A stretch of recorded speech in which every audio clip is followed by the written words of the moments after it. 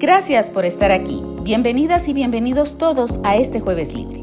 Este es un proyecto creado por Fundación País con el patrocinio de Interbanco, que tiene como objetivo ampliar nuestra visión de cómo el arte y la educación contribuyen a la transformación de la vida de las personas. Por lo cual disponemos de una agenda que incluye una serie de conferencias magistrales, charlas, entrevistas y conversatorios, en donde platicaremos con figuras relevantes del arte guatemalteco e iniciamos una amena noche cada semana. Gracias por acompañarnos. Iniciamos.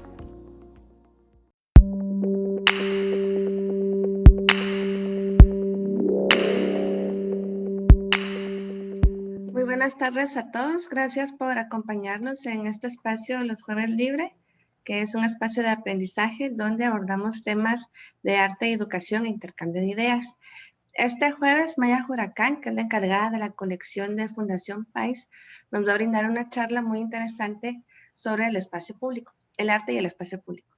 Entonces les voy a pedir favor que si todos podemos apagar nuestros micrófonos para no interrumpir a Maya. Si tienen alguna duda o pregunta, la pueden expresar en el chat o cuando finalice Maya la charla, podemos dar un espacio de preguntas y respuestas. Así que otra vez bienvenidos a todos y le dejo la palabra a Maya. Hola, gracias por estar aquí una vez más, por dejarme compartir con ustedes este jueves. Nos la hemos pasado muy bien los últimos. Y hoy nos toca platicar de un tema que en lo personal he investigado bastante, que es el arte público y otros espacios, como decidí titularle a esta clase. En realidad, en este momento vamos a abordar, digamos, esta charla, abordaremos definiciones económicas sobre espacio público y privado y de cómo estas logran definir el arte desde una perspectiva de poder. También se abordará algunas ideas de Smoelewicz sobre su investigación fuera del cubo blanco, con un recorrido sobre las piezas de arte de Nueva York y sus posiciones históricas sobre los espacios públicos.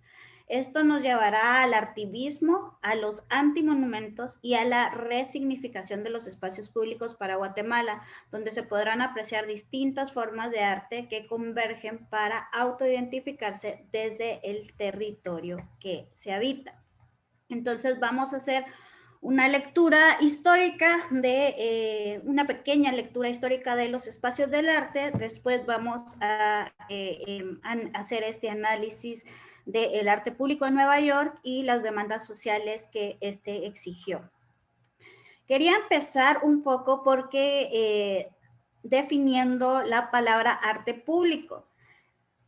Si hablamos de arte público, eso quiere decir que existe arte privado. Y entonces ahí es donde me quiero enfocar por el momento. ¿Desde cuándo se habló o desde cuándo el ejercicio de propiedad se empieza a dar un análisis acerca del arte? Porque si miramos y analizamos un poquito las pinturas rupestres, ¿verdad? No era que era un ejercicio puramente individual, sino era un ejercicio colectivo, donde cada individuo pintaba una reflexión acerca de sus visiones y ya cuando entramos un poquito en la cultura egipcia vemos también los murales de las cámaras funerarias, que era un ejercicio colectivo para contar una historia individual. Y entonces ahí entramos como contando un poquito estos lugares de poder dentro del mundo del arte. Creo que uno de los grandes ejemplos que a mí me gusta dar es la del lienzo de Cuauhtémoc. El lienzo de Cuauhtémoc es una pintura pictórica que está hecha en tela de algodón, creada aproximadamente en 1530, que cuenta la historia de los cuauhtémolanes y los españoles. Y si ven ahí hay un símbolo del ave negra y el ave dorada que demuestran cómo estos dos ejércitos, por decirlo así, se unían para conquistar parte del territorio guatemalteco y mexicano, que todavía no estaban constituidos como Estado-nación, pero los vamos a nombrar así para efectos prácticos, y conquistaban, y entonces en este lienzo se narra la historia de estos dos pueblos y cómo ellos llegaron a a luchar contra los quichés y cachiqueles. Y entonces ahí están las trampas, los caminos, cómo se nombran algunos de los pueblos, Escuintla, tierra de muchos perros, digamos, Retauleu, tierra entre ríos, y ahí se le va poniendo nombre, que son nombres cuauquecholtecas. Pero lo que me llama la atención de este lienzo a mí es que era un ejercicio comunitario. Si bien había un escribano o alguien que pintaba, que lo redactaba, está narrando la historia de toda una comunidad y tiene un título de la comunidad, no un título individual en ese campo. Entonces entendemos el arte como un ejercicio comunitario desde su esencia, ¿verdad? Que eventualmente fue cambiando. Entonces ahí, para ir definiendo un poquito, vamos a hablar de la Edad Media y cómo en la Edad Media se construyen estas ideas de propiedad y el ejercicio del territorio y cómo eso va después caer sobre el arte. Por ejemplo, en la Edad Media estaba el castillo feudal, que le pertenecía al señor feudal, y entonces estaba en el centro de un territorio bastante amplio, ¿verdad? Y el territorio le pertenecía. Por ende, la gente que estaba a su alrededor también le pertenecía, y a esto le llamábamos los vasallos. Y entonces el señor feudal se encargaba de proteger a los vasallos de aquellos que entraban en cualquier momento a su casa para ¿cómo se llama? Para vulnerarlos. Pero en este caso, digamos, todo lo que cosechaban los señores, los vasallos, le pertenecía un porcentaje, un gran porcentaje a los señores feudales. Incluso la historia también nos cuenta que cuando un vasallo se casaba, la primer noche la tenía que pasar con el señor feudal. Eso también es muy interesante porque también nos habla de un ejercicio de propiedad. Obviamente eso también pasó en Guatemala, es un sistema económico que lo conocemos y lo entendemos, pero nos hace preguntarnos a quién le pertenecía la tierra, a quién le pertenecía el espacio de la tierra como tal. Pues entonces la tierra era un designio divino, era un territorio divino, le pertenecía a Dios, por consecuencia, ¿verdad? Por consecuencia, Dios era dueño de la tierra. ¿Y quién la administraba? ¿Quién era el administrador de Dios? Era el Papa. Y entonces ahí vemos toda esa referencia de quién le daba la tierra a quién le daba el espacio a cada persona. Entonces vemos todo este análisis. También tiene mucha referencia con las bulas papales y cómo se le otorga el territorio latinoamericano a Europa. Y entonces vamos analizando también esta pieza de donde está Dios como tal, Jesús en referencia, y que no tiene autor, porque no se pintaba, porque no tenía un autor, porque no era un ejercicio individual, sino un ejercicio que le pertenecía a la tierra. Vamos a avanzar un poco. Ahí estamos. Y entonces vamos a hacer un poquito de análisis, ya entendiendo esta dinámica de poder de tierra. Entonces entendemos que el derecho natural de la propiedad privada se entiende, digamos, puesto que el hombre tiene el derecho y el deber de la propiedad conservación, tendrá derecho a poseer las cosas necesarias para su fin. Por ello, para Locke, el derecho de la propiedad privada es un derecho natural. Entonces vemos ahí un ejercicio neoliberal donde nos está diciendo que el derecho de la propiedad privada, o un ejercicio liberal, el derecho de la propiedad privada es un derecho natural y entonces se entiende como que si yo tengo derecho a mi propia conservación, yo puedo tener un espacio privado para mí. No contrario a lo que dice Marx. Marx no criticaba la propiedad privada. Marx lo que criticaba era la propiedad privada dentro del capitalismo. Entonces Marx dice, plantea que es el impedimento de que unos individuos con cierta influencia social y económica se apropien del trabajo de los otros y de sus facultades o habilidades y los condenen a una vida privada de libertad. Y entonces, ¿qué nos dice esto en consecuencia, verdad? Marx no estaba en contra de la propiedad privada, pero estaba en contra de los grandes sectores de tierra que les sucedía como los vasallos, no tenían una libertad, ¿verdad? No podían, la realización que tanto habla el marxismo y todo esto. Entonces, podemos analizarlo como la propiedad privada, en este sentido, le pertenecía a la empresa, y la propiedad pública no es del pueblo, ni es de las personas comunes, por decirlo así, sino le pertenece al Estado. Y el Estado se encarga de administrar todo para el beneficio del pueblo. Lo que sucede es que esto no pasa. Y entonces ahí es donde entramos conflicto con el espacio público y la propiedad privada, ¿verdad? Porque la propiedad pública no le pertenece al pueblo, no la administra el pueblo, la administra el Estado, y el Estado no responde a las necesidades del pueblo. Entrando a esa idea principal, vemos un ejercicio que pasó en Guatemala y que lo podemos analizar desde este lugar. Creo que la mayoría somos guatemaltecos, y los que no, en la Sexta Avenida, se decidió que ya no deberían haber vendedores ambulantes. Y entonces son sacados del territorio, ¿verdad? Son expulsados de una manera violenta. Entonces, lo que hacen los individuos es que rechazan todo aquello que no los representaba en el sector. Y entonces, ¿por qué lo sacan? Nos ponemos a pensar porque habían muchos comercios ya establecidos, entonces esos referentes, la propiedad privada y la propiedad pública no lo representaba, y el Estado no les suplía las necesidades que tenían, porque la economía informal en Guatemala es aproximadamente de unos 49%, entonces el Estado obviamente no suplía esas necesidades. Entonces los vendedores informales necesitaban un espacio donde vender, y ser expulsados del lugar causó actos de violencia. Y entonces aquí vemos cómo las obras de Pepo Toledo fueron destruidas o en lo que a mí me gusta llamar resignificadas. Y ahorita vamos a analizar un poquito Entonces entendemos que el espacio público le pertenece al Estado, pero que en contraparte, voy a regresar un poquito, en contraparte la propiedad privada es todo aquello que puede... alguien que puede tener la mayoría de...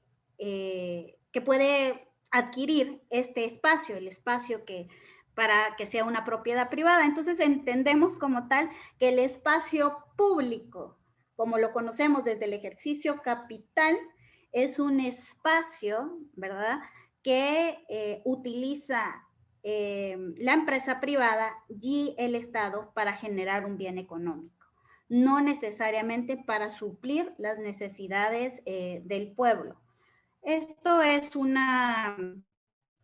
puede ser una idea o una tesis, ¿verdad?, que podemos estar en contra o a favor. Esta es una propuesta que yo hago.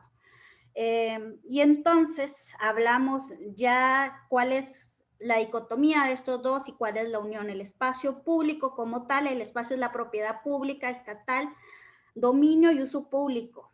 Es el lugar donde cualquier persona tiene el derecho a circular en paz y armonía, donde el paso no puede ser restringido por criterios de la propiedad privada y excepcionalmente por reservas gubernamentales. Y ahora el espacio privado se puede entender que son aquellos lugares en donde se desarrolla la actividad que no son de acceso público.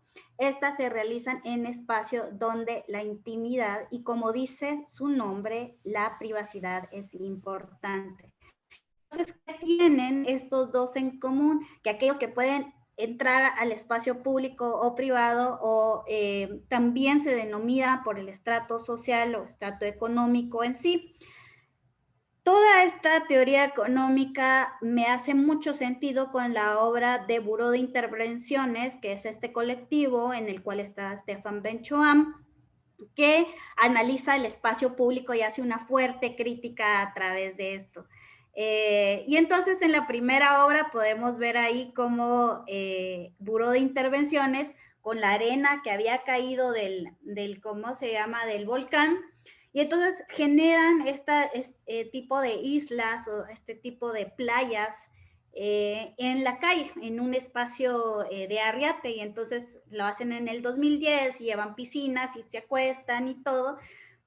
Y pues había una consternación de parte de la gente porque de los policías no les podían prohibir no estar ahí porque estaban en un espacio público, ¿verdad? O así se entendía, pero al momento que ellos llegan digamos, también a un espacio, lo que se entendía como un espacio público, que es el Arriate, pero el Arriate que está enfrente de un centro comercial muy famoso que tiene una fuente administrada por ellos, pero está en el espacio público, y entonces llegan con flotadores a meterse a esta piscina, que en realidad era una fuente, y entonces son criticados y la policía del centro comercial los obliga a salirse. Entonces ahí podemos entender, y esta obra creo que nos hace cuestionarnos sobre la libertad del espacio público y privado y a quién le pertenece este espacio y cómo podemos intervenirlo o resignificarlo o apropiárnoslos para su bien. Y entonces entramos en este análisis de Schmulewicz, perdón, no lo puedo pronunciar muy bien, pero dice que el arte público comunitario se concentra en las relaciones humanas, en los hábitos de los pobladores, en los signos básicos de la vecindad, sin tomar atención al modo de la ciudad, al modo cómo la ciudad se ha ido expandiendo. Y eso me hace mucho pensar en la gentrificación, como en el momento de la Sexta Avenida se buscaba una gentrificación, ¿verdad? Y no se buscaba en sí el bienestar comunitario. Ya analizando esto, lo que sucedió en Harlem, Nueva York, que es muy interesante, y el término que le pusieron en este momento, que fue adquirido, que fue dado por Fickelberg, fue Community Based Art, que arte basado en la comunidad, más o menos, que tiene como base la comunidad, y este promueve la participación inclusiva en los procesos productivos, además de una repolitización de la comunidad o del colectivo, saliendo de los marcos institucionales de arte. ¿Qué nos decía esto?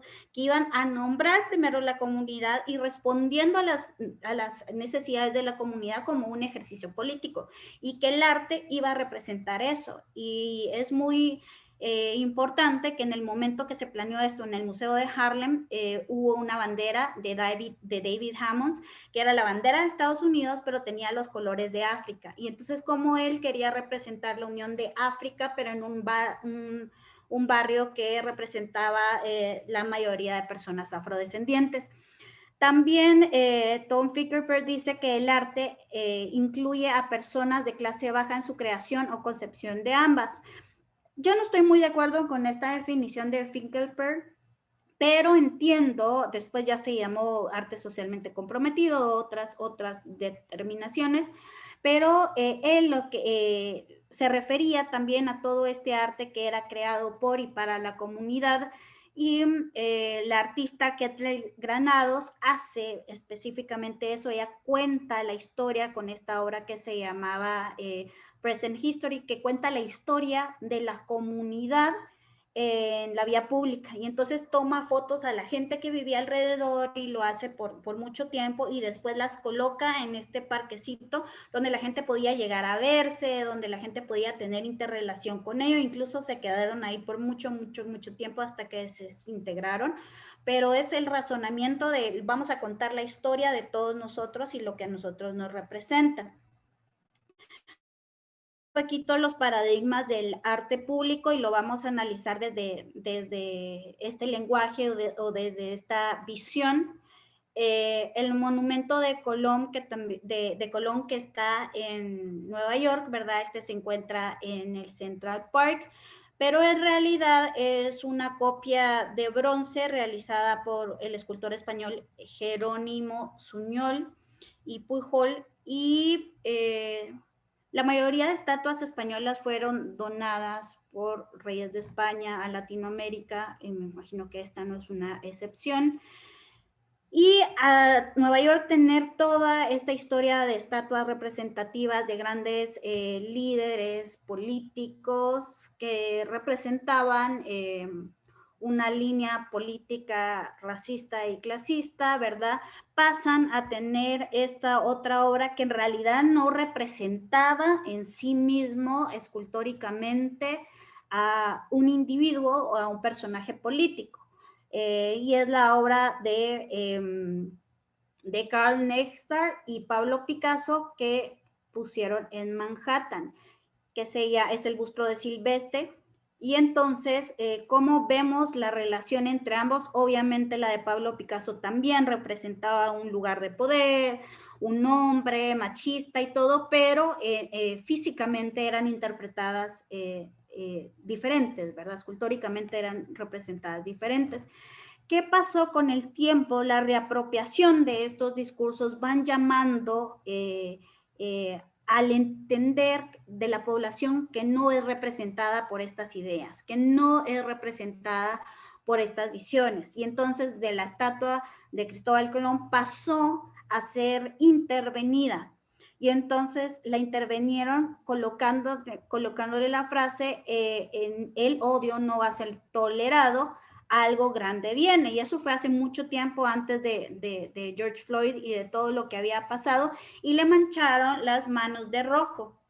Y entonces después fue restaurada, y también como este ejercicio de el Estado tratando de recuperar la memoria que no representa el pueblo, pero constantemente lo trata de recuperar. Entonces le mancharon las manos. Vamos a regresar y vamos a discutir esta acción después con otros temas, pero vamos a seguir analizando un poquito. Después de esta representatividad de grandes símbolos de Nueva York, tenemos a artistas como Alexander Calder, que lo que proponía es una interacción con las personas, los transeúntes que caminan. Alexander Calder, dentro de la galería, tenía estas obras que eran interactivas, que la gente podía tocar o el viento movía, y entonces la resignificación de eso en un espacio público era cómo van a interactuar estas personas con la obra, ¿verdad? Entonces les va a hacer sombra, se van a poder sentar en ellas,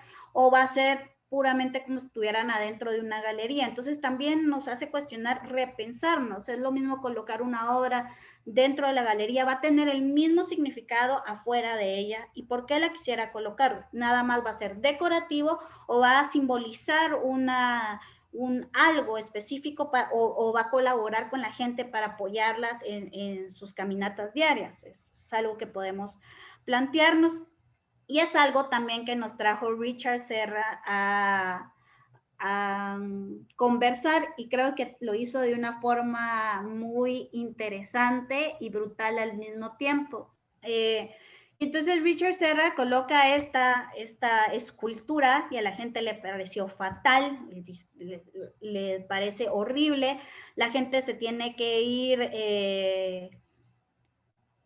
no ve parque, tiene que ir a dar una gran vuelta, según ellos, para poder llegar a sus oficinas con más tiempo, ¿verdad? Es ineficaz, además se mira fea, nos roba la vista de los árboles, de los demás monumentos, pero también lo que creo que Richard Serra estaba cuestionando era su lugar también como artista, porque en estos momentos era uno de los artistas más vendidos en todo el mundo, era reconocido internacionalmente, y entonces él colocar algo feo en el espacio público. Y entonces al final, en 1986, le quitan la obra, y también fue como, ¿qué probabilidades tiene el arte contemporáneo y qué cuestionamientos va a dar el arte contemporáneo? ¿Va a ser el objeto como sí, o va a cuestionar el proceso donde está el objeto? Y entonces el contexto, ¿verdad? ¿Qué va a decir el contexto? Si esta obra fuera colocada en el desierto, entonces no hubiera mayor problema. Y también se cuestionan los espacios como las presas, ¿verdad? Pero las presas están quitando el territorio y recursos naturales y están destruyendo el medio ambiente. ¿Por qué no le quitan eso, verdad? Y entonces obviamente porque responde a un ejercicio económico. Gordon Matt Clark hace esta obra que me parece muy interesante porque también dialoga con el espacio público y el espacio privado. Cómo rompe un edificio de oficinas y abre el espacio, ¿verdad? Y intenta que el diálogo de adentro, que lo que vas a ver tú adentro es un agujero en tu edificio, logre tener un diálogo afuera. Ese edificio tiene un agujero. Y creo yo que esta obra nos puede ayudar mucho para dialogar esa intención del arte público en galería o el arte público desde la comodidad de una casa o un coleccionista que tenga obra, y qué diálogos tendría en la calle, por ejemplo. Krzysztof Wodziczko es un increíble artista que precisamente utiliza el espacio público para abrir diálogos sobre los ejercicios o para una denuncia o para un conocimiento de la historia. Es por eso que él utiliza todos los monumentos de las ciudades, este es específico en Nueva York, y los pone a dialogar. Él lo que dice es que un monumento ha visto muchas cosas, ha visto manifestaciones, ha visto gente enamorándose, ha visto gritos, ha visto asesinatos y todo. Entonces, ¿qué diría un monumento? En este caso, el artista Wodziczko agarra los monumentos y proyecta sobre ellos en Nueva York. Lo que hizo fue proyectar sobre algunos de los monumentos que representaban las victorias en algunas guerras, qué significaba o qué iban a decir los veteranos sobre ellas. Y entonces aquí les puse un video para que lo podamos ver más o menos cómo funcionaba la obra. In a wartime situation, they train you for different combat duties, but they never train you for the actual event. So the actual event is when all your human senses go into withdrawals or go into overload. That's when you start smelling the blood.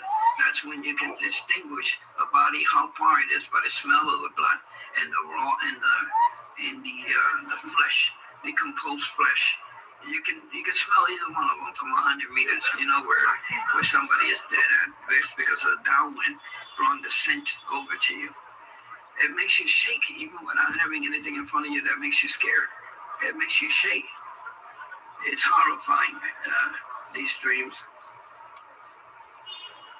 Go into the Marines is the first line of attack, and you're going to die, pretty much. So we're sitting in the kitchen, and we're talking, and I'm like, okay, you're going to die. And he just looked at me and gave me a look at any teenage kid. I mean, because he was, Nicholas was like around 18 and a half. So any teenage kids, you're just blowing hot air and stuff like that. So we got into a very intense argument. He's like, well, then why would you tell me? I would think that you would understand why I'm telling you. The daydreams, they sneak up upon you from the left. Y entonces igual les puedo dar el link de esto para que sigan viendo todo lo que sucede con esta obra. A mí me parece súper interesante porque está colocando a estos líderes de guerra y rompe el ejercicio del monumento para darle voz a los veteranos, el miedo que sintieron los veteranos, qué significa de un país para ir a la guerra, qué significa estar en guerra, y entonces da todos estos diálogos y ya le resignifica la obra. Esto lo logra a través de proyecciones, un mapping de los rostros y de las manos de los monumentos. El de Abraham Lincoln es muy interesante porque pone a dialogar a dos Abraham Lincoln, a alguien que es muy conservador, ¿verdad? Y alguien que es muy liberal, y empiezan a dialogar sobre que si Abraham Lincoln pensaba que la libertad y libertó a los esclavos, ¿por qué sigue habiendo esclavitud en los Estados Unidos? Y hablan distintos personajes. Entonces, es una forma de releer la historia. A mí me gustan mucho estos procesos y creo que dan muchísimo a la provocación del arte público.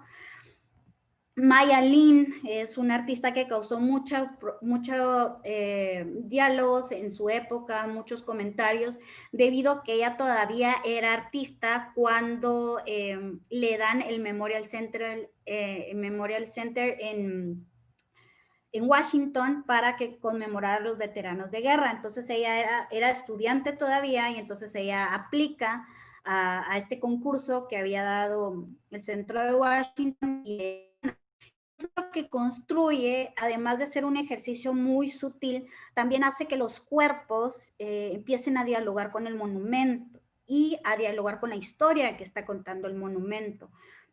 Y es por eso que hace un pasillo donde cada vez se va hundiendo más y más y empiezas con un pequeño camino y después cuando tú ya sientes y vas caminando y llegas al final del pasillo, estás completamente al tope y ya no ves los nombres en pequeño, sino los ves para arriba porque ya son muchísimos los nombres de los veteranos de guerra.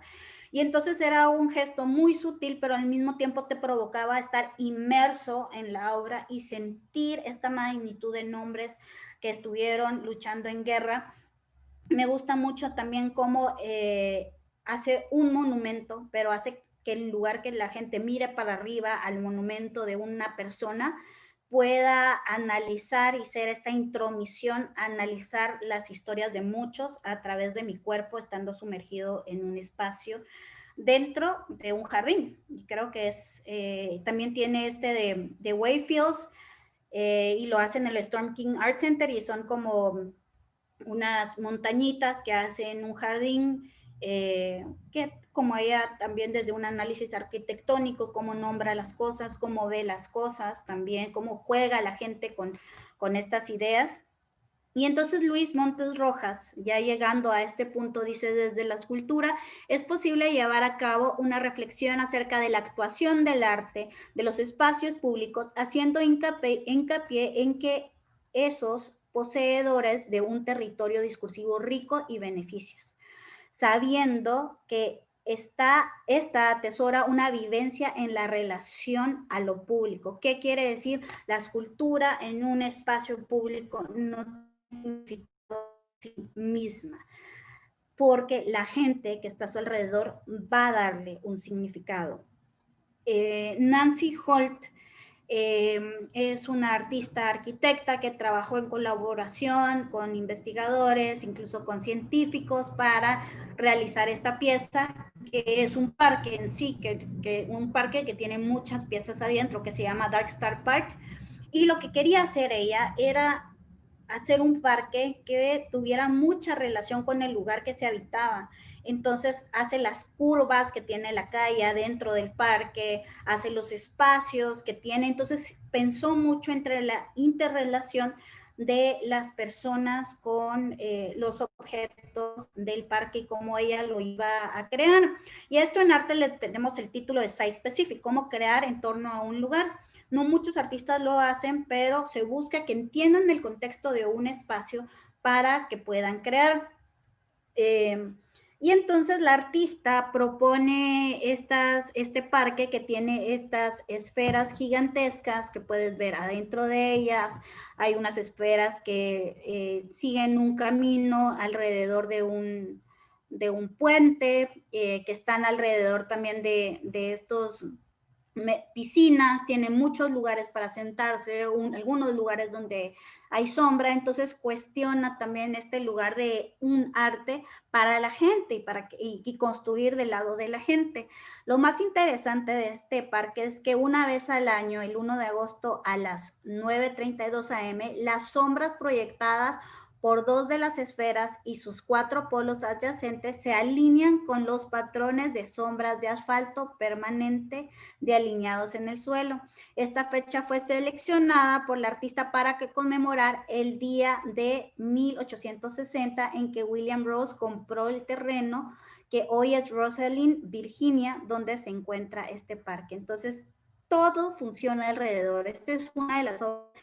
Entendieron el contexto, entendieron la población y entonces se alinea completamente este día y se hace una conmemoración en el parque para que el círculo de la esfera se alinee completamente a este tipo de piscinas y entonces es una vez al año. Se me hace muy interesante cómo se jugaron con todas estas herramientas para construir este site specific. Y entonces hablando del análisis del contexto, el espacio y cómo vamos a construir alrededor de la gente, también tenemos que analizar que muchos de los espacios no construían alrededor de la gente y entonces, y aunque mucho hablaran, no había una respuesta ante esto. Esto es el caso de las Guerrilla Girls.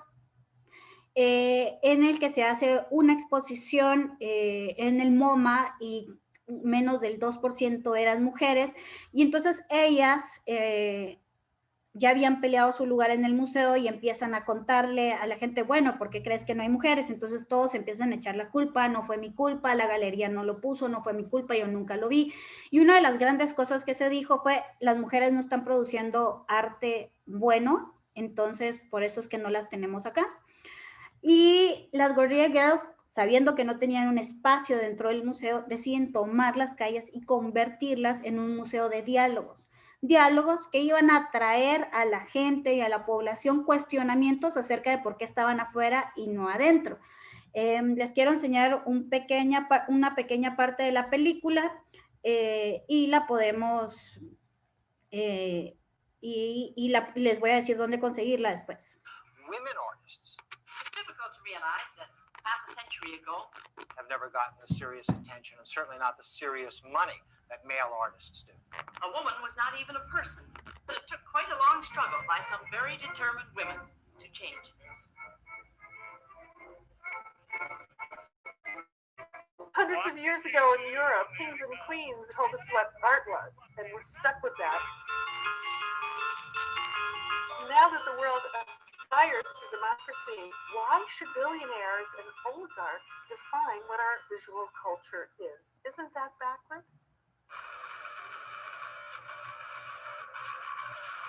What's very good about our image is that when you look at our masks, you think of what we stand for.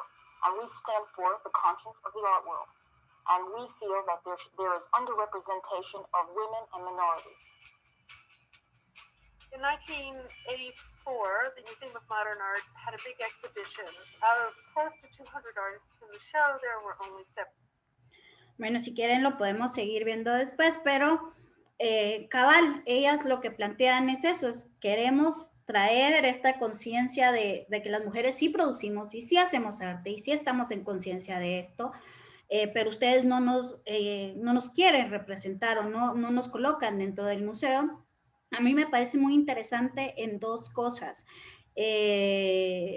específicamente cómo utilizan el espacio público para traer estas preguntas, y la segunda, que solo son tomadas en cuenta cuando los críticos empiezan a verlas, ¿verdad? Cuando empiezan a entender y cuando colocan números específicos. El 4% tanto, las mujeres ganan menos, los porcentajes son... Entonces, cuando empieza a pasar eso, el mundo las empieza a ver y incluso hasta este momento siguen siendo representadas por su máscara, por sus guantes, tienen estos conversatorios solamente de esa manera.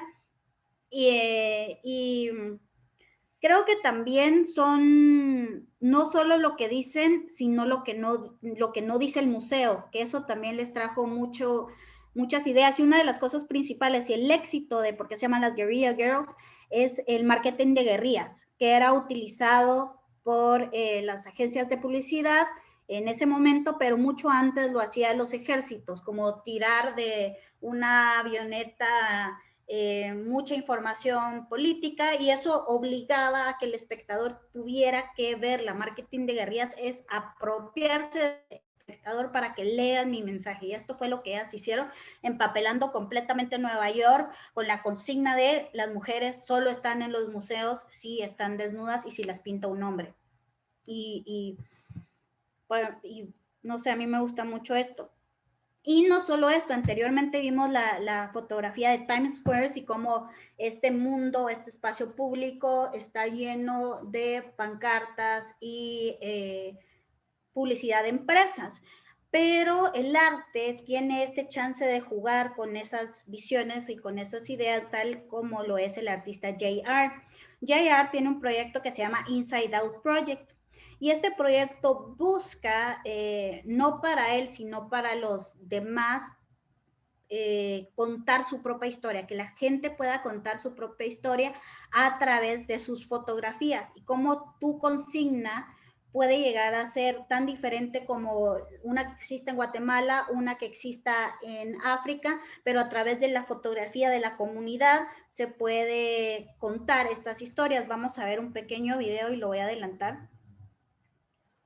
En lo que vuelvo a intentar compartir, podemos abrir micrófonos. Ahorita creo que sería una bonita oportunidad para ver si hay alguna pregunta y comentar algo. Fíjate, Maya, que no hay preguntas, pero sí se pusieron muy activos en el chat haciendo varios comentarios. De hecho, uno de los comentarios es como la historia de la revuelta acerca del Museo de Arte Moderno de aquí, y mejor es nombrarlo por un hombre.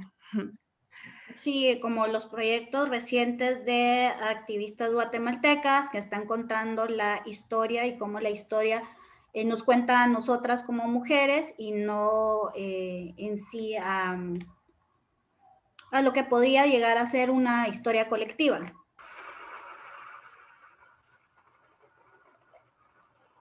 Ladies and gentlemen, mesdames, messieurs, JR started 10 years ago as a graffiti artist, but JR would make his name by taking photographs and illegally passing the portrait on the street. That's where I realized the power of paper and glue. And so tonight, the Foundation will give him their highest honor and permit JR to make a wish.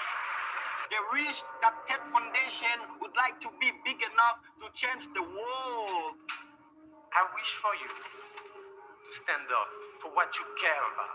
And together, we turn the world inside out.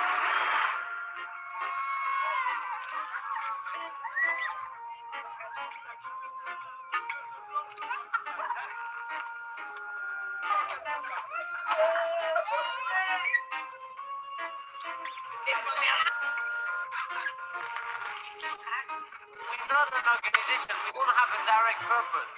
Moi, quand t'as dit inside out, j'ai pensé, ok, on prend le truc qui est à l'intérieur, inside, et on le pousse dehors.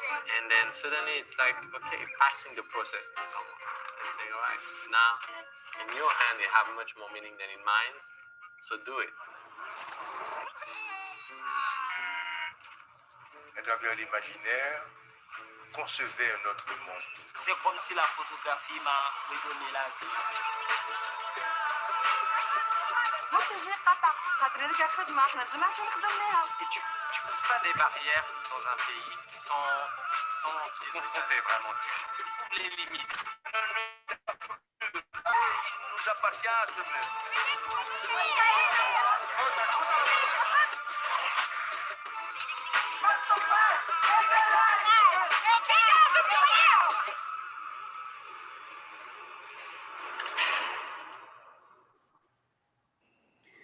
Y entonces esta fue una película que hizo el artista JR y que lo que buscaba en sí que toda la gente del mundo le dijera, necesito estas imágenes.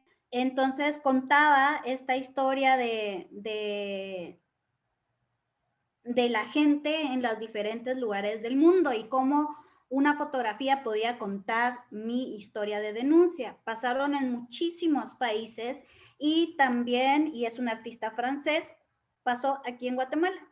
Y entonces aquí en Guatemala se le escribió al proyecto Inside Out Project y se le contó la historia que en plenas votaciones solo veían caras de políticos y que lo que la gente quería ver y lo que ellos querían hacer como colectivo era contar la historia de la población. Y entonces se tomaron las fotos, se mandaron y se recibió un paquete gigantesco de fotografías que se colocaron en la Universidad de San Carlos, se colocaron en las manifestaciones ciudadanas cuando Otto Pérez fue sacado como presidente, se colocaron en las calles, ¿verdad? En todos los lugares se pegaron y la consigna era cara a cara, o sea, cómo provocar que los políticos no solo vieran sus rostros en las calles, sino vieran las caras de líderes de opinión, de activistas, de estudiantes, de músicos, de gente de la población. Y en la página de Inside Out Project se pueden meter, ahí están todos los países, todos los colectivos, y ahí está Guatemala también con esta consigna muy importante. Y entonces, y otra cosa que les quería decir de este proyecto también, que es otro proyecto de ejercicio comunitario. de arte público, ¿verdad? Como el arte público también puede hacer una representatividad, solo que es este otro modelo, no necesariamente tienen que ser en comunidades pequeñas, sino es una comunidad gigantesca, es una comunidad global que también está representando, y como J.R. dijo, el artista dijo, yo tengo un conocimiento limitado, pero la gente puede significarlo más que solo yo con mi voz, y por eso fue amplificar las voces de los demás. Esto no es algo extraño en sí mismo, cómo reclamar el espacio público no es algo extraño en sí mismo, se ha hecho por mucho tiempo. Y no solo reclamar el espacio público, sino también reclamar el cuerpo territorio, como Nelson Mandela, uno de los grandes performers de la historia, yo lo considero así, quema sus papeles enfrente de lo que era el gobierno en ese momento y dice esto no me representa y lo quema y lo hace en el espacio público, por eso el espacio público tiene tantos diálogos que se necesitan ser comentados. Y Rosa Parks, cómo reclama un lugar adentro de un bus donde no se le permitía estar en los lugares de primero, donde no podía ir sentada, ya se sienta en un lugar y dice, mi color de piel como afrodescendiente, mi condición como afrodescendiente no me va a impedir reclamar un espacio en el lugar público. Entonces lo reclama y lo toma. Entonces por muchos el espacio público no es solamente la condición de donde estamos o donde no recreamos, es también un espacio de diálogo donde podemos conversar, interactuar. Y esto sigue pasando, o sea, vimos muchas denuncias y cómo eso sigue pasando, cómo las calles se llenaron con la muerte de George Floyd, Black Lives Matter, ¿verdad? Y lo colocan en toda la calle y toda la población colaborativamente gestiona para que puedan pintar estas grandes letras con esta consigna gigantesca.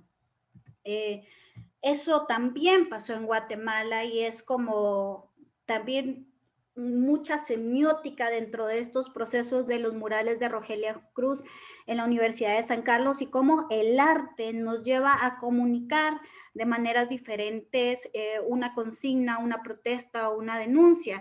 Y también fue con colectivos de artistas, algunos de los artistas que estuvieron es Ramírez Amaya, Luis de León, ¿verdad? Marco Antonio Flores, Mario Roberto Morales, Moisés Barrios. Por ahí estoy rescatando algunos nombres de las mujeres también para contarles quién estuvo presente en las pinturas, que se está iniciando una investigación, pero cómo utilizan esta semiótica de los anuncios publicitarios, ¿verdad? Para que no les cortaran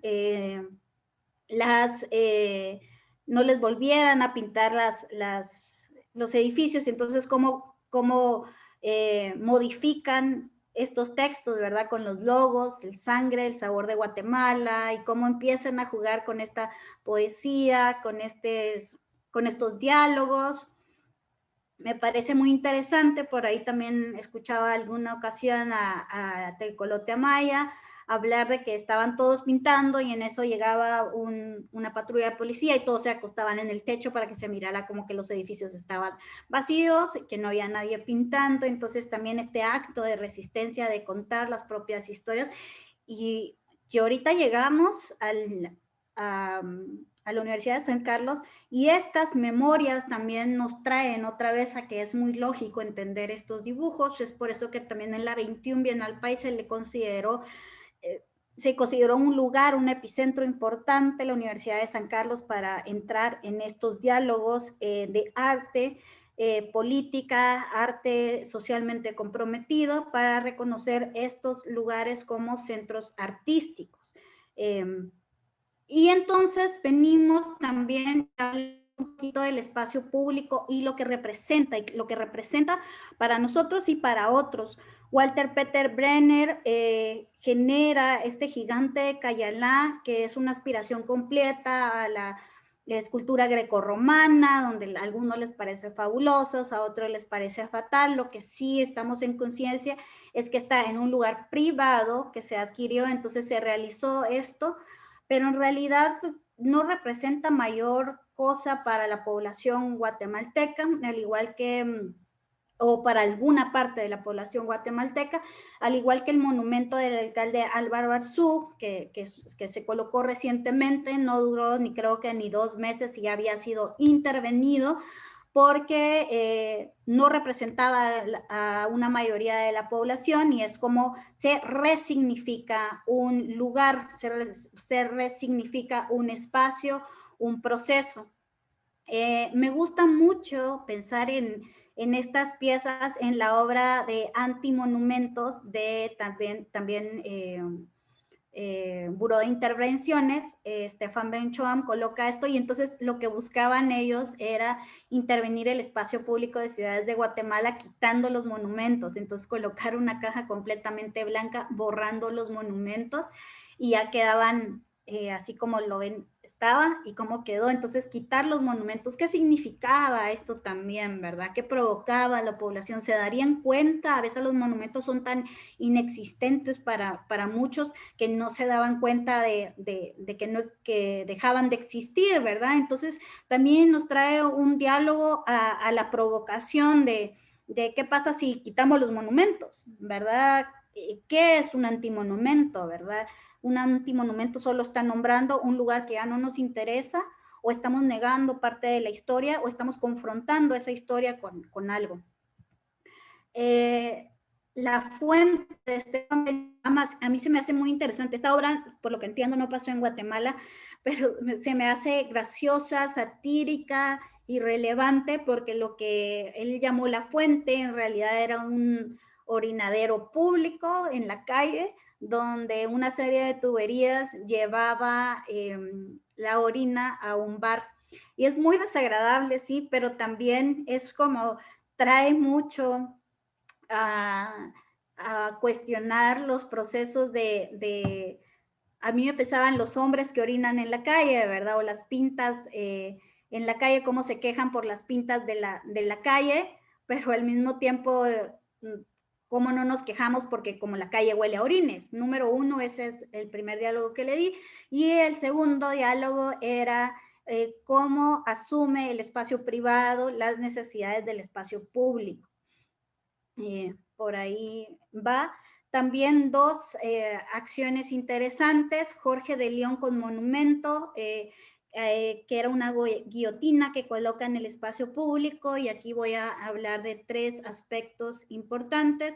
El contexto del lugar donde lo coloca. Lo coloca enfrente de la Casa Presidencial, enfrente del Palacio Nacional. ¿Qué estaba pasando en ese momento? Al siguiente día se elegía presidente, y entonces colocar una guillotina en cualquier lugar hubiera sido interesante, cuestionable, pero que lo colocara enfrente del Palacio Nacional en el momento, al día siguiente de las elecciones presidentes, contaba completamente la historia. Entonces también cómo entender el espacio público y la conciencia del lugar, el contexto del lugar, como lugares de interés para contar o para crear las narrativas del objeto.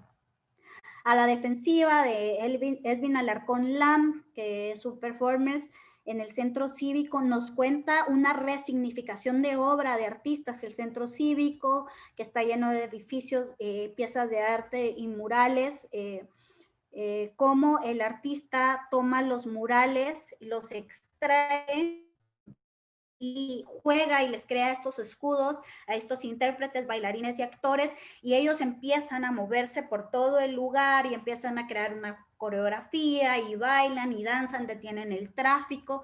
Y entonces cómo los murales tienen otra historia, les cuentan otro nombre, cómo reviven y los murales en realidad se activan con la población, se empiezan a tomar fotos, ¿verdad? Y entonces se dan cuenta, bueno, pues estos escudos son los de Goyri que estaban en el mural. Y entonces hay otra dicotomía, como es otra forma de leer los monumentos que a mí se me hace muy hermoso.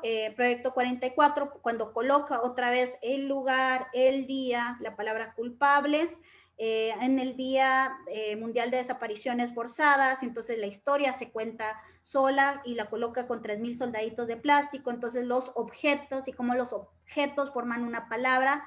Regina José Galindo, con su obra El Gran Retorno, y es una marcha, ¿verdad? Una banda que va marchando, pero todo el tiempo va marchando al revés, y el retorno de la gran democracia, cómo regresamos en el tiempo como país. Y entonces también en el Palacio Nacional, frente al Palacio Nacional, podemos concebir al Palacio Nacional también como este artista que vimos antes, todo lo que ha visto, todas las manifestaciones, como una gran galería de arte, ¿verdad? El espacio público es una un gran lugar donde sucede el arte, y ahí es donde viene a recopilar mi tesis del arte como un acontecimiento social, no como un objeto que cuenta historias, sino como un acontece, lo que acontece dentro del objeto, lo que acontece en el espacio público, lo que acontece como sociedad. Quiero terminar también con intervención de Proyecto 44 para el 20 de octubre, donde mapea completamente el Palacio Nacional y cuenta la historia de la Revolución del 44 en este lugar, y cómo esta historia que vemos de hijos es muy linda, porque en esta calle, en este mural, antes de que estuvieran las flores, había una consigna de hijos que decía ni olvido ni perdón. Y entonces la Municipalidad de Guatemala manda a pintar flores, como que borra todos, quita las fotos de los desaparecidos y coloca flores. Y entonces el colectivo Hijos, en lugar de borrar las flores, lo que hace es que coloca la frase: podrán cortar todas las flores, pero siempre volverá la primavera, y la colocan sobre la pared, ¿verdad? Pero respetando las flores, y incluso logran hacer que de las flores nazcan estos rostros, y queda un mural hermoso. Y entonces, como la reinterpretación, como el espacio público es también entender que el espacio es de todos, y cómo vamos a convivir en este lugar, y cómo de esta manera ya la municipalidad no lo borró, porque no le pareció sentido borrarlo completamente si habían construido una nueva narrativa, o creo que no lo borró, no lo he visto recientemente. Y con esto quiero terminar, ¿verdad? Recomendarles algunos libros que les puede servir si están interesados en eso. Fuera del Cubo Blanco, que es el que he venido citando un par de veces, que es de Ignacio Schwemelwitz, y tiene una investigación sobre Nueva York, tiene nuevas ideas sobre espacio público, y hace un análisis del espacio público en Chile y cómo los ejercicios feministas también toman el espacio, que ya no pudimos abordar en este lugar. También hay uno muy interesante de la tipografía nacional que se llama Los murales, de Rogelia Cruz. Tiene una investigación profunda acerca de la semiótica de los murales, la historia de los murales, vale la pena leer, rescatar, es maravillosa, es de Guillermo Torraya Luarca, tiene fotografías, tiene archivos, tiene hasta los mapas de cómo se concibió el espacio. Después hay unos ensayos muy interesantes en intervenciones oxigenantes en el espacio público. Este lo hizo el Museo MUCA Roma, está en línea, les puedo pasar el link. Donde hablan del espacio público como un lugar donde el artista experimentaba e investigaba lo que no se le permitía dentro de la galería. Y por último, creo que está John Berger, que es el maestro, aunque no concibe directamente como espacio público, cuestiona lo que se pintaba desde la pintura, todo el ejercicio de cómo los artistas pintaban lo que les pedían que pintara, como la grandeza de los pueblos o la riqueza de los reyes y reinas, y cómo de repente el artista quiebra con esa postura y pinta lo que a él le interesa. Entonces, también hace un análisis entre lo privado, lo público, lo que paga el arte y lo que representa el arte. Hay algunos también, como hay una conversación del Museo de Hirshhorn, donde hablan las Guerrilla Girls y Christoph, que es el artista que les enseñé que le nombra los monumentos o renombra los monumentos. Es bien interesante porque las Guerrilla Girls están con su máscara y hablando, y todo este tiempo Wadsworth le parece fascinante lo que ellas dicen, y la conversación va por lugares muy interesantes. Entonces, ahí me quería quedar. Si tienen alguna duda, pues ya estoy aquí lista para poder conversar, y si no, pues me dicen. Maya, hay una pregunta de Krista Kins. que dice que viva la revuelta y tiene una pregunta que dice, si el espacio público es del Estado y el privado, vamos a ver, si el espacio público es del Estado y el privado de empresas, ¿qué está en el centro del diagrama de Venn?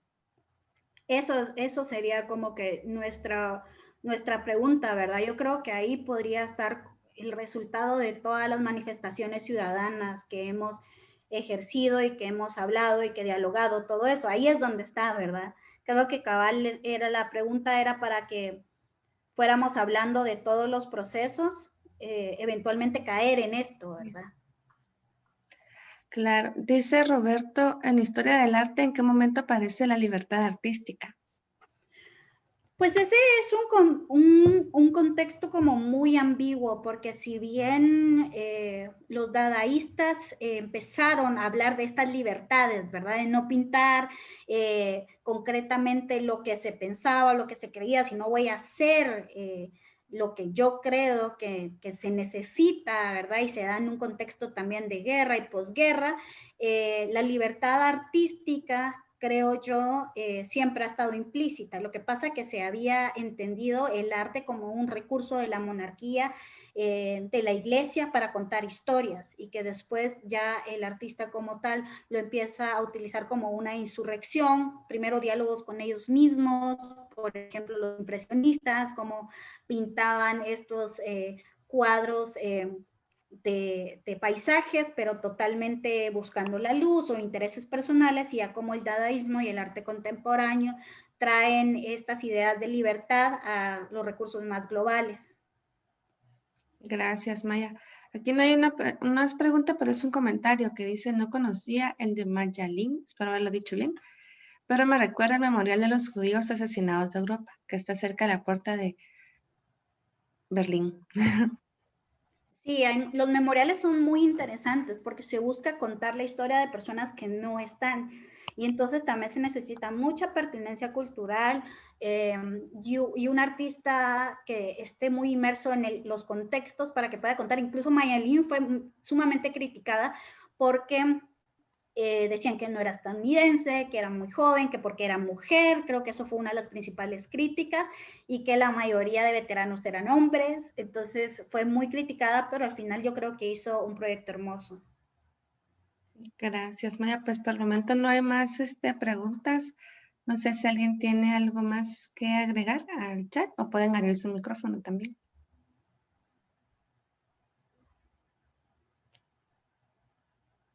Bueno, ahí Carlos dice que muchas gracias por tan interesante y particular investigación. La verdad sí, qué buen recorrido histórico, Maya.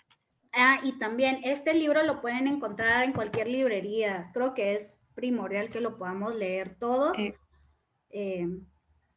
Solo dejarlo un poquito quieto, porque no había... Ah, este es de la tipografía nacional, ¿no? De la tipografía nacional, ajá. Este sí lo consiguen en Guatemala. Ahora los ensayos de John Berger sí están en línea y pueden meterse también al museo que les dije. Ahí hay diálogos súper interesantes de lo que es el arte público, y ha llegado a otras evoluciones, otros temas, otros fundamentos. Ya hablan del performance como que desarrollado en una galería no tiene tanto sentido como en el espacio público. Entonces ya evolucionó un montón. Ya, mira, Roberto pregunta, ¿la obra del espacio público se hace para que perdure? Fíjate que también se ha hablado mucho, Rojas habla mucho de eso, como la efemeralidad del arte, como el arte como un registro histórico, no como un objeto permanente. Entonces puede, imagínate, yo pienso mucho en los murales, por ejemplo, en las pintas en la calle, o artistas como Ari Sandeta, que pintan grafitis y cómo lo quitan, ¿verdad? Entonces eso también, la memoria de la calle, eso también puede llegar a contar una estética, la estética de las calles, cómo lo quitan, cómo va a estar eternamente en la mente de la población, o cómo se va a borrar. Pero si una obra te pega, te queda. Yo recuerdo mucho que una vez salí de la casa y vi un mural que decía, a nadie le importa si no vas a la fiesta. No sé quién es el autor, no sé quién es la persona que lo hizo, pero en ese momento me regresé y desde mi ejercicio artístico siempre pienso en ese mural como algo que se va a quedar para siempre en mí, ¿verdad? Entonces creo que también hablamos como el arte como registro histórico más que como un objeto permanente. Ok, gracias. Pues no hay más preguntas más que felicitaciones para tu conferencia. No sé si alguien tiene algo más. Aquí otra pregunta dice, el arte urbano o de las calles es de mis favoritos. Tienen grandes artistas desconocidos sin ser académicos. Yo creo que también el ejercicio académico, si bien ha aportado grande al mundo del arte, también ha sido un ejercicio reduccionista que ha limitado grandes expresiones artísticas y nombrar a grandes artistas por el simple hecho de que no están dentro de un registro académico. Pero ha habido grandes investigaciones acerca del arte urbano. Creo que hay 2 de arte urbano guatemalteco. Ahorita no me recuerdo el nombre, pero deberíamos hacer más investigaciones. A mí me gusta mucho, cabal, el análisis de la historia y creo que alguien que guarda registro histórico de las obras que realiza, y creo que todos lo conocemos nada más porque es un ícono que siempre dibuja lo mismo, es Dope Sila, ¿verdad? Que es el dinosaurio este que lo dibuja en todos los espacios, ¿verdad? Entonces ya lo sabes reconocer, ya sabes qué está contando en sus historias. Creo que Aris también tiene un estilo muy particular por ahí. Habría que conocer más, a mí me gustaría conocer más. Carlos pregunta, Carlos Williams, ¿la integración del arte en el centro cívico es arte público? Bueno, desde mi definición, todo aquello que acontece en un lugar es arte público. Desde mi tesis como curadora, sí. Pero también hay que nombrar este ejercicio de es arte cuando alguien lo nombra arte, ¿verdad? Que creo que también esa pregunta, ¿es arte o no es arte? Creo que ya está como muy quemada en la historia, que podíamos preguntarnos, ¿es buen arte o es mal arte? Y después responder la pregunta, ¿por qué? ¿Verdad? Creo que eso trae mucho más a la conversación que solamente si es arte o no. Ok, gracias. Pues ya no hay más preguntas. Perdón, solo como intervención. Me parece tan importante en que exista esos espacios públicos en donde puede estar permanente o no una obra, como por ejemplo colecciones de museos o de, ¿qué sería? La colección País, por ejemplo, o la colección del Banco de Guatemala. Al final, todo registra un proceso histórico, una evolución de lo que acontece en el país.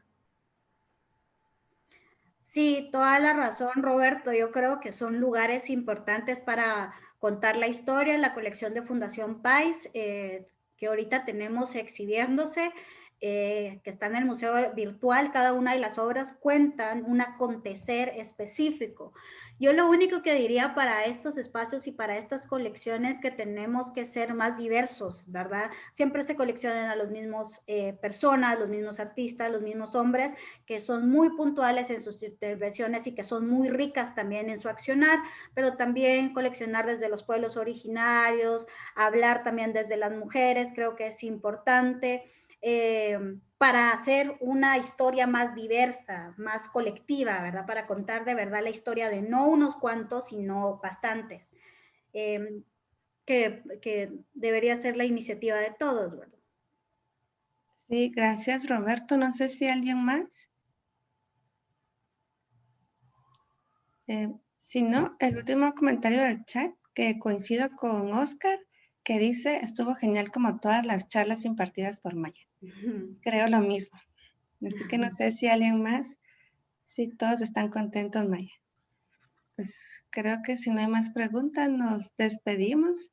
Les agradecemos nuevamente su compañía. Los esperamos el próximo jueves, donde Adrián Lorenzana nos va a hablar sobre la importancia de la conservación del arte.